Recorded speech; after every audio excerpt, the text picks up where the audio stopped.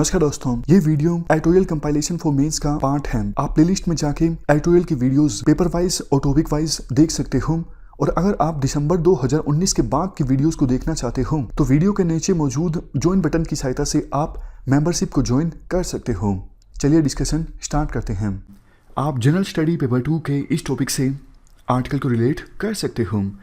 ये सारे एस्पेक्ट्स हम कवर करेंगे इस आर्टिकल की डिस्कशन में, लेकिन सबसे पहले बात करते हैं कंटेक्स्ट की। देखो, तमिलनाडु में एक पॉलिटिकल पार्टी है पीएमके। ये पॉलिटिकल पार्टी पिछले कुछ दिनों से तमिलनाडु में मांग कर रही है सरकार से कि 20% अलग से रिजर्वेशन दिया जाए वानियार कम्युनिटी को एजुकेशनल इंस्टीट्यूशंस में और गवर्नमेंट जॉब्स में। चूंकि देखो, अगले साल तमिलनाडु में इलेक्शंस हैं, तो सरकार के ऊपर प्रेशर था कि पीएमके पार्टी की इस डिमांड पर कुछ न कुछ एक्शन लिया जाए। तो तमिलनाडु के मुख्यमंत्री ने ये कहा है कि सरकार एक कमीशन का गठन करेगी तमिलनाडु में कास्ट वाइज डेटा को कलेक्ट करने के लिए। आर्टिकल में कहा जाता है, देखो, वैसे सुप्रीम कोर्ट के पास जब कोई केस पहुंचता है किसी कम्युनिटी के रिजर्वेशन से संबंधित, तो सुप्रीम कोर्ट स्टेट गवर्नमेंट को ये आदेश देती है कि आपने इस कम्युनिटी को रिजर्वेशन दिया है, आप अपने डिसीजन को जस्टिफाई करने के लिए क्वांटिफिएबल डेटा प्रेजेंट कीजिए। ऐसा सुप्रीम कोर्ट ने काफी बार किया है। तो वैसे तो तमिलनाडु सरकार ने ये जो कमीशन का गठन करने का फैसला लिया है कास्ट वाइज डेटा को कलेक्ट करने के लिए, ये डेटा काम ही आएगा अगर सुप्रीम कोर्ट के पास केस जाता है। सुप्रीम कोर्ट डेटा मांगती है कि आपने जो रिजर्वेशन दिया है आप डेटा दिखाइए। इसके बाद आर्टिकल में बात की जाती है, पिछले कुछ सालों में कुछ कम्युनिटीज़ जैसे गुज्जर, जाट्स, पाटीदार, तमिलनाडु में अभी वानियार, इनके देखो कुछ सेक्शंस अपनी एडवांसमेंट को रिजर्वेशन से जोड़कर देख रहे हैं।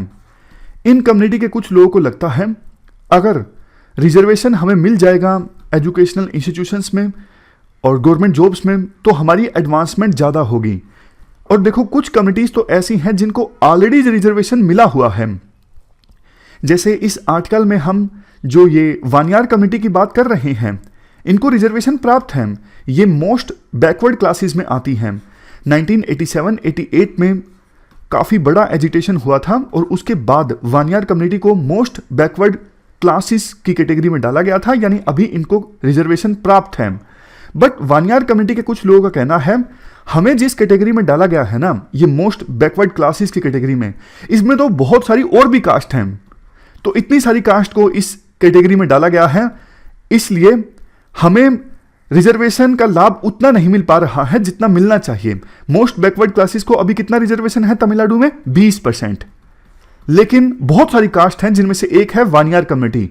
ये कहती हैं कि हमें अलग से दे दो आप 20%, हमें इस कैटेगरी में मत डालो, मोस्ट बैकवर्ड क्लासेस वाली कैटेगरी में जिसको 20% रिजर्वेशन मिला हुआ है। इसमें तो बहुत सारी कास्ट हैं, हमें आप एक्सक्लूसिव अलग से 20% दे दो। ऐसी मांग है वानियार कम्युनिटी की। इसी प्रकार की मांगे देश के अलग अलग हिस्सों में ऐसी कमिटीज के द्वारा उठाई जा रही हैं जिनका उस स्टेट में नंबर ज्यादा है। जैसे हरियाणा में जाट्स का नंबर ज्यादा है, गुजरात में पाटीदार्स यानी पटेल्स का नंबर ज्यादा है। तो इन कमिटीज का कंसर्न है जिस प्रकार से रिजर्वेशन को इंप्लीमेंट किया जा रहा है, और उसी का ये एग्जाम्पल है वानियार कम्युनिटी के द्वारा अलग से 20% रिजर्वेशन की मांग करना। इसके बाद आर्टिकल में कहा जाता है, देखो, तमिलनाडु की सरकार ने जो कमीशन गठित करने का फैसला किया है, वो कमीशन देखो उतना डिटेल्ड डेटा तो नहीं कलेक्ट कर पाएगा जितना कि सेंट्रल गवर्नमेंट के द्वारा हर 10 साल में जब सेंसस कंडक्ट होता है, उस सेंसस में जितना ज़्यादा डिटेल्ड डेटा कलेक्ट किया जाता है, ये जो कमीशन है उतना डिटेल्ड डेटा नहीं कलेक्ट कर पाएगा। हालांकि इस कमीशन का सबसे पहला काम तो यही होगा, क्या मेथोडोलॉजी होनी चाहिए कास्ट वाइज डेटा कलेक्ट करने के लिए, और उस मेथोडोलॉजी को डिसाइड करने के बाद सर्वे कंडक्ट करना, और सर्वे कंडक्ट करने के बाद रिपोर्ट अपनी सरकार को सौंपना। देखो, ये काफ़ी चैलेंज भरा होगा किसी भी कास्ट की सोशल एंड एजुकेशनल बैकवर्डनेस का पता लगाना, और कंट्रोवर्सी भी जनरेट हो सकती है। मान लीजिए कमीशन कहता है ये कास्ट ज़्यादा बैकवर्ड है और ये कास्ट जो है ज़्यादा बैकवर्ड नहीं है, तो इस इशू पर कंट्रोवर्सी भी जनरेट हो सकती है। इवन देखो, ऐसा ही डेटा सेंट्रल गवर्नमेंट के द्वारा कलेक्ट किया गया था 2011 में, जब सोशियो इकोनॉमिक कास्ट सेंसस को कंडक्ट किया गया था। इस सेंसस में कास्ट वाइज डेटा कलेक्ट किया गया था। इसके साथ साथ हर एक कास्ट की सोशियो इकोनॉमिक सिचुएशन क्या है ये डेटा भी कलेक्ट किया गया था, ताकि पता लग सके सोसाइटी में कौन सी ऐसी कम्युनिटी है जो ज़्यादा बैकवर्ड है और कौन सी ऐसी कम्युनिटी है जो ज़्यादा बैकवर्ड नहीं है। हालांकि देखो 2011 में सरकार ने ये जो socio economic caste census conduct किया गया था ना, इसका डेटा आज तक पब्लिक डोमेन में नहीं रखा गया है। क्यों? क्योंकि सरकार ऐसा मानती है, पहले यूपीए की सरकार और अब एनडीए की सरकार ये मानती है ये जो डेटा कलेक्ट किया गया है ना सोशियो इकोनॉमिक कास्ट सेंसस से 2011 में, ये डेटा ज़्यादा रिलायबल नहीं है। शायद सरकार को ऐसा भी लगता है डेटा पब्लिक डोमेन में आएगा तो उनके जीतने के चांसेस जो हैं वो थोड़े प्रभावित हो सकते हैं। कुछ कास्ट बुरा मान सकती हैं कि डेटा जो है हमारे फेवर में नहीं है। तो इन सब सेंसिटिविटीज़ के चलते अभी तक इस 2011 के सोशो इकोनॉमिक कास्ट सेंसस का डेटा नहीं पब्लिक डोमेन में रखा गया है। कंक्लूजन में कहा जाता है, वैसे देखो ऐसा भी हो सकता है कि तमिलनाडु की स्टेट गवर्नमेंट सेंट्रल गवर्नमेंट को बोले कि भैया 2011 का तो जो ये डेटा है जो आपने कलेक्ट किया था सोशो इकोनॉमिक कास्ट सेंसस से, ये डेटा हमारे साथ आप शेयर कर लो ना, ताकि हम प्रॉपर डिसीजन ले सकें कि वानियार कम्युनिटी को एक्सक्लूसिवली 20% रिजर्वेशन देना है या फिर नहीं देना है। राइटर ये बोलते हैं, देखो तमिलनाडु की सरकार जो भी डिसीजन ले वो अपने पॉलिटिकल गेन को देखते हुए ना ले। स्टेट गवर्नमेंट का काम होता है सोशल जस्टिस को इंश्योर करना, जो कम्युनिटी काफ़ी पिछड़ गई है उसको अपलिफ्ट करना, और अल्टीमेट एम ये होना चाहिए स्टेट का कि ऐसी सोसाइटी का निर्माण करना जो इक्वल हो, जो कास्टलेस हो। तो ये हमने आर्टिकल डिस्कस किया कास्ट रिलेटेड डेटा से संबंधित। अब देखो एक पुराना आर्टिकल यहाँ पे आपको जरूर रिवाइज करना चाहिए जो कास्ट बेस्ड रिजर्वेशन से संबंधित है। हमारे देश में, देश के विभिन्न राज्यों में पिछले कुछ सालों से इकोनॉमिकली और पॉलिटिकली जो डोमिनेंट कम्युनिटीज़ हैं उनके द्वारा मांग की जा रही है उन्हें भी बैकवर्ड टैग दिया जाए ताकि वो भी रिजर्वेशन का लाभ उठा सकें। एग्जाम्पल दिया जाता है आर्टिकल में, जैसे महाराष्ट्र में मराठास, गुजरात में पाटीदार्स, हरियाणा में जाट्स और आंध्र प्रदेश में कापूज।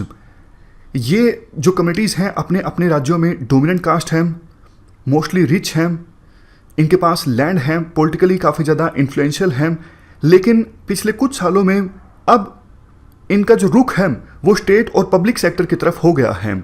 हायर एजुकेशन में और जॉब्स में रिजर्वेशन की मांग करना, इससे देखो एक बात ये जाहिर होती है पिछले 20 सालों में हमारे देश में जो हायर इकोनॉमिक ग्रोथ रेट रही है उस इकोनॉमिक ग्रोथ रेट से इन कम्युनिटीज़ को फ़ायदा नहीं हो पाया है, और अब ये कम्युनिटीज़ चाहती हैं आने वाले समय में इन कम्युनिटीज़ के यूथ को एक स्टेबल सोर्स मिले लाइवलीहुड का। क्योंकि देखो लैंड है इन सभी कम्युनिटीज़ के पास, लेकिन फिलहाल एग्रीकल्चर जो है वो एक फ़ायदे का सौदा नहीं रह गया है।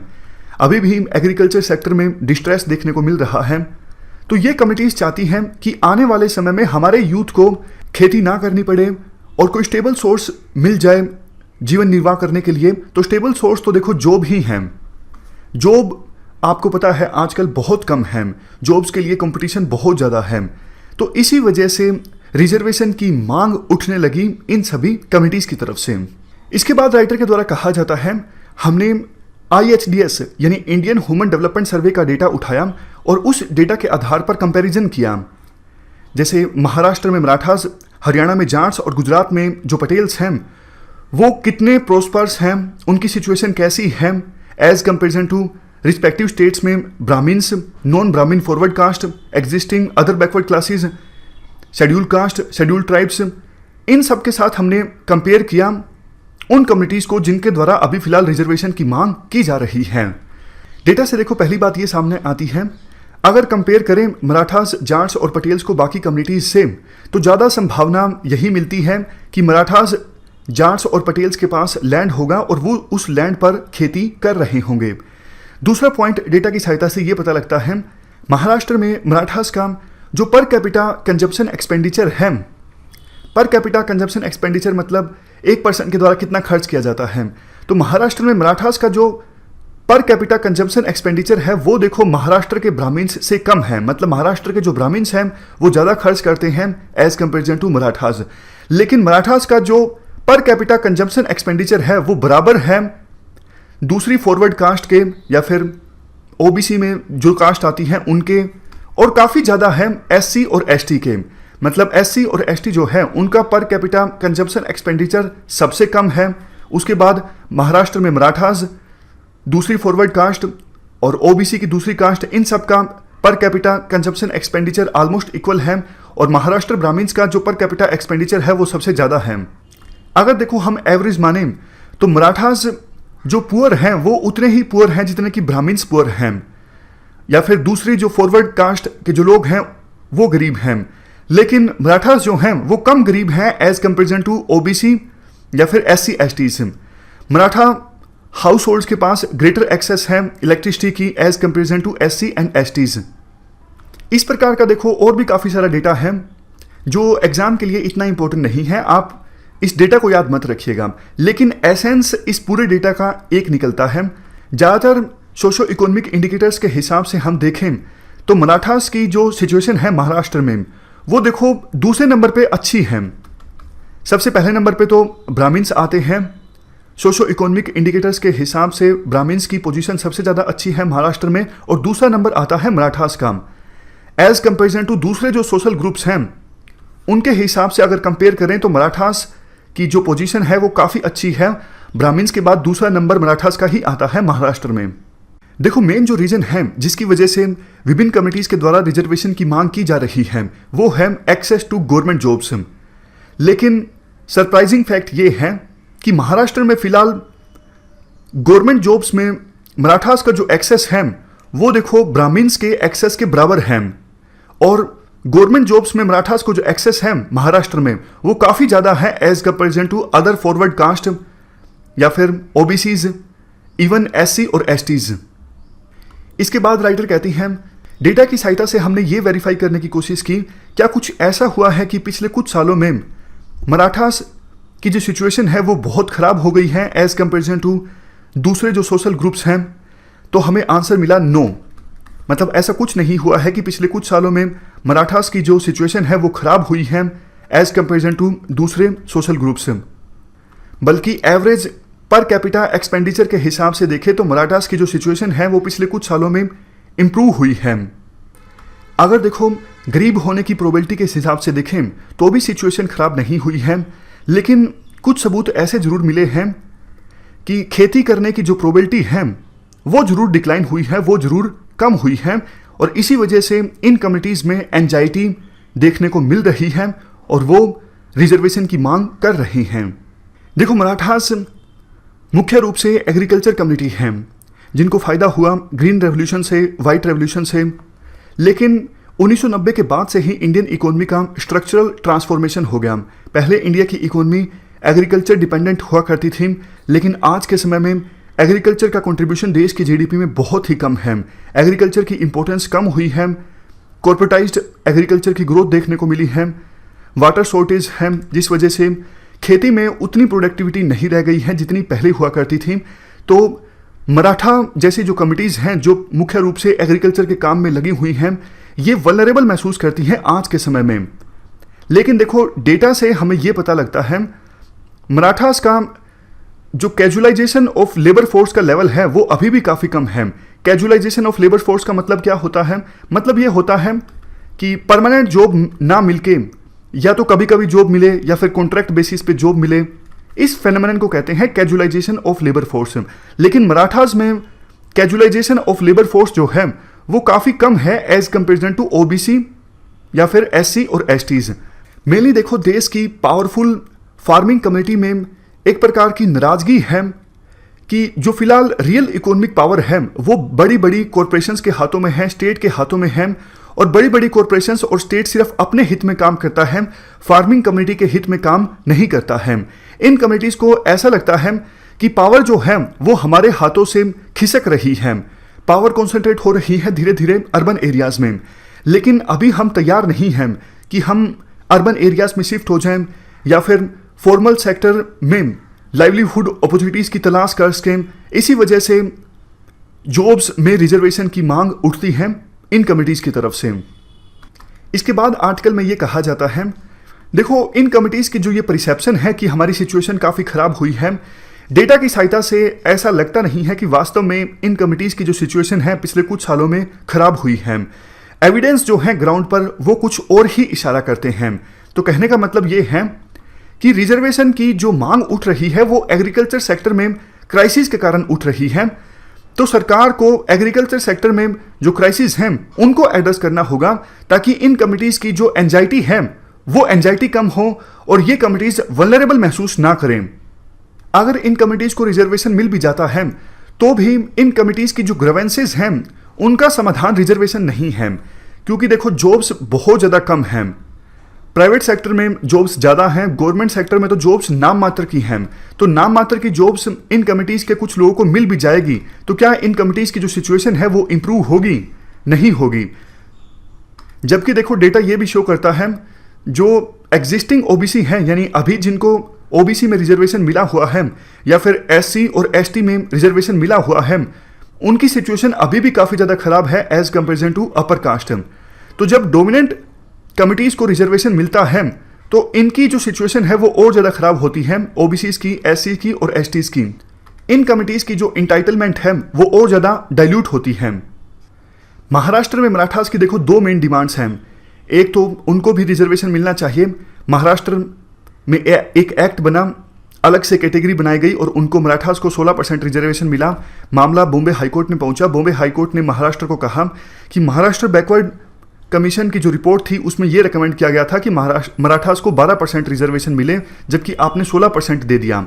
एज सच देखो बॉम्बे हाईकोर्ट ने एक्ट को स्ट्राइक डाउन नहीं किया है, यानी रिजर्वेशन जो दिया गया है उसे अपहोल्ड किया है। मामला सुप्रीम कोर्ट में पहुंचेगा और देखना यह है कि सुप्रीम कोर्ट भी इसे जायज़ ठहराती है। मराठास को जो अलग से कैटेगरी बना के रिजर्वेशन दिया गया है, सुप्रीम कोर्ट इसे जायज़ ठहराती है या फिर नहीं ठहराती है। दूसरी डिमांड मराठास की महाराष्ट्र में ये है कि जो scheduled caste and scheduled tribes prevention of atrocities act 1989 है, इसे एबोलिश कर दिया जाए, इसे स्ट्राइक डाउन कर दिया जाए। आर्टिकल में कहा जाता है, देखो मराठास को रिजर्वेशन मिल गया है अभी फिलहाल और 10% रिजर्वेशन फॉरवर्ड कास्ट के इकोनॉमिकली वीकर सेक्शंस के लोगों को भी मिला है। इससे देखो हमारे देश में कास्ट सिस्टम एबोलिश होने के बजाय और ज़्यादा इंट्रेंच हो रहा है। मांग चल रही है महाराष्ट्र में कि एससी एसटी एट्रोसिटीज जो एक्ट है उसे ख़त्म कर दिया जाए, लेकिन अभी भी दलित्स की लिंचिंग्स देखी जा सकती हैं देश के विभिन्न इलाकों में। काउ प्रोटेक्शन के नाम पर उनसे उनका जो लाइवलीहुड है वो छीना जा रहा है। इंटरकास्ट मैरिज करने पर वायलेंस होता है। मंदिर में एंट्री करने पर भी वायलेंस के केसेस देखे जा सकते हैं। अनटचेबिलिटी जिसको काफ़ी पहले ख़त्म हो जाना चाहिए था, किसी न किसी फॉर्म में देश के विभिन्न इलाकों में आज भी एग्जिस्ट करती है। तो इन सब चीज़ों को देखते हुए हमें ये डिस्कस करना चाहिए कास्ट सिस्टम जो है वो कैसे ख़त्म किया जा सकता है, कास्ट हायरार्की जो है वो कैसे ख़त्म की जा सकती है। हमें ऐसे स्टेप्स नहीं लेने चाहिए जिससे कास्ट हायरार्की जो है वो और ज़्यादा स्ट्रेंथन हो। तो ये पूरा आर्टिकल हमने डिस्कस किया। कुछ 2-3 और इम्पोर्टेंट पॉइंट्स हैं। देखो 1970s में और 80s में उस समय रिजर्वेशन की मांग होती थी सोशल सिस्टम के बेस पर, लेकिन आज के समय में जो रिजर्वेशन की मांग होती है वो इकोनॉमिक बैकवर्डनेस के आधार पर होती है कि हम गरीब हैं, हमारी सिचुएशन अच्छी नहीं है, इसलिए हमें रिजर्वेशन दे दिया जाए। रिजर्वेशन के टॉपिक को बहुत ज़्यादा मिसयूज किया जाता है पॉलिटिकल पार्टीज के द्वारा। कोई भी पॉलिटिकल पार्टी हो जो विपक्ष में होती है वो रिजर्वेशन के मुद्दे को ज़्यादा हवा देने की कोशिश करती है ताकि लोग नाराज हों और सरकार से हमें ज़्यादा वोट मिले जब इलेक्शंस हों। आवश्यकता ये है कि फ्रेश अपॉर्चुनिटीज़ क्रिएट की जाए सरकार के द्वारा। जितनी ज़्यादा देखो जॉब्स जनरेट होंगी उतनी ही इस प्रकार की जो मांग है रिजर्वेशन की वो डाइल्यूट होती जाएगी। और सरकार को कोशिश ये भी करनी चाहिए सरकार की जो भी स्कीम्स या फिर प्रोग्राम्स हैं उनका फ़ायदा सभी लोगों को पहुँचे, इम्प्लीमेंटेशन इन स्कीम्स और प्रोग्राम्स का अच्छा हो। तो ये पूरा आर्टिकल हमने डिस्कस किया। इस डिस्कशन में फिलहाल इतना ही है। Thank you very much for discussion.